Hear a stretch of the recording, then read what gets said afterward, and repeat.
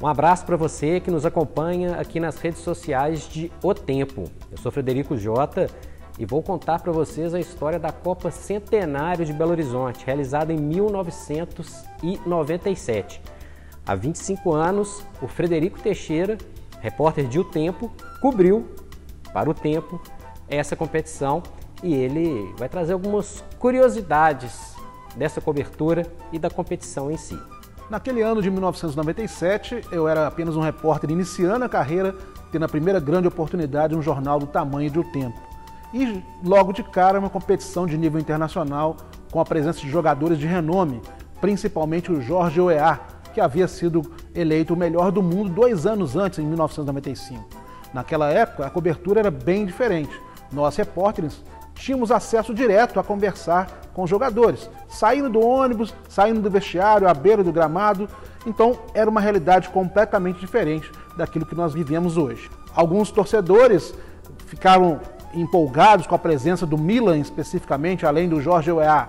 Tinha Costa Curta, Maldini, André Cruz, jogadores de nível internacional marcando presença aqui em Belo Horizonte. E umas cenas chamaram a atenção. Durante essa cobertura, um dos nossos colegas que trabalhava no tempo, o repórter Cristiano Oliveira, ele falava holandês. E a maioria dos colegas não sabia desse detalhe. Ele foi entrevistar o Heiziger, que era o lateral holandês do Milan. Todo mundo chegou em volta para pegar uma boquinha na entrevista. Só quando viram a entrevista era em holandês, todo mundo saiu caladinho, tentando buscar outras opções. No caso específico, o brasileiro André Cruz era o mais fácil a se falar do Milan. Agora, no Benfica, também tinha a presença do Gamarra, um zagueiro também de nível internacional, e também do brasileiro Paulo Nunes. Paulo Nunes havia sido artilheiro do Campeonato Brasileiro no ano anterior, também era uma estrela naquele time português. O fato é que a competição, apesar de tantas estrelas, não foi um sucesso de público, muito antes pelo contrário. A maioria dos jogos, os estádios, às moscas. O Milan mesmo jogou diante do Corinthians para 300 pessoas. Eu estava nesse estádio no dia, era lastimável ver jogadores daquele quilate com um público tão pequeno. Mesmo assim, a competição teve a sua grande importância porque valorizou a presença desses grandes craques diante de Atlético e Cruzeiro, que não por acaso acabaram fazendo a final. Mas antes da final, um jogo que foi muito marcante no meu caso específico foi o jogo entre Atlético e Milan. Aquela partida que determinou a aposentadoria do Toninho Cerezo. Ele fez o seu jogo de número 400 pelo Atlético, jogou apenas 20 minutos e naquele jogo parecia que o Milan ia golear o Atlético. Foi 2-0 logo de cara, Jorge Weah fez um golaço, mas depois, no segundo tempo, o Atlético empatou e ficou 2-2. Aquilo foi um delírio para a torcida atleticana, empatar com o Milan depois de sair derrotado de 2-0 no início. A torcida fez a festa, muita brincadeira, muita zoação. E depois, na final, quando o Cruzeiro usou um time expressinho, já que disputaria a Libertadores logo depois, o Atlético levou a melhor, ficou com o título de campeão da Copa Centenário. Muita cobertura totalmente diferente do que é hoje, com acesso direto aos jogadores. Pena que o público não foi aquilo que se esperava para uma competição de tamanha dimensão como era prevista essa Copa Centenário em 1997. Pois é, 25 anos depois, nenhum clube de ponta do futebol europeu voltou a jogar em Belo Horizonte. E são vários motivos. Primeiro, o calendário. O calendário do futebol brasileiro hoje é completamente diferente. Se em 1997 o Campeonato Brasileiro era disputado num espaço curto, normalmente no segundo semestre, hoje, por pontos corridos, ocupa um pedaço muito maior do calendário. Além disso, tem uma outra questão.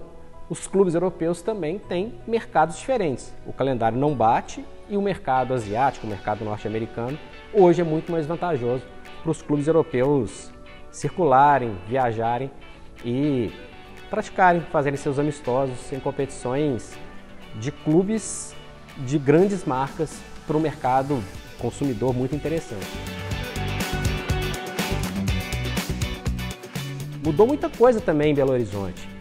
Essa Belo Horizonte que esses gringos viram em 1997 mudou bastante. Para começar, os estádios. Mineirão e Estádio Independência completamente reformulados, estádios mais modernos. Mineirão em 97, por exemplo, não tinha nem cadeira. Hoje é um estádio, né, com todos os espaços marcados, um estádio mais moderno, com um estádio de Copa do Mundo. A cidade recebeu a Copa das Confederações, recebeu a Copa do Mundo 2013, 2014, recebeu os Jogos das Olimpíadas em 2016, entre outros vários eventos.